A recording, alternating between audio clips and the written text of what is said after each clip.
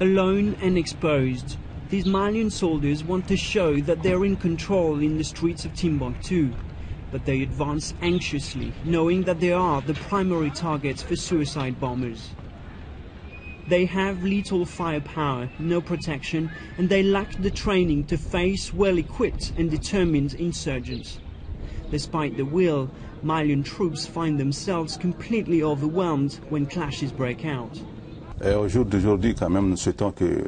want the French to stay here, this commanding officer tells me, because we don't have the means to defend the city and face this fight at present. But for the French, this fight is out there, in the desert. They quickly intervened in Mali to hunt Al-Qaeda and its allies, not where they may strike, but where they plan their operations from.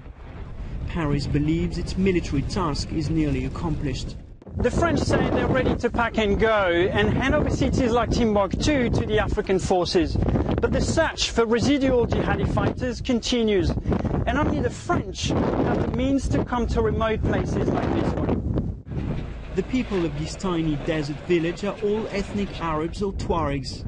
They say that Islamist militants have never come here.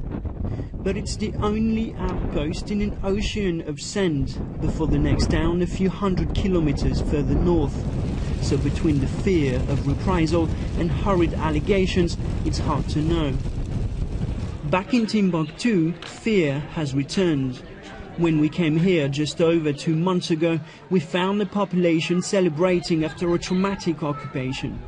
Following suicide attacks and raids in the city, people are now even afraid to talk on camera.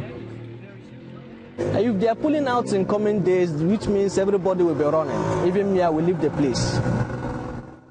Until recently, the 7,000-strong regional African force was nowhere to be seen in northern Mali. And most of the troops lacked both logistics and funding. Nous sommes inquiets. We are worried because we don't think that these forces, even if they come, which is not even sure, will be able to do what the French have done so far. The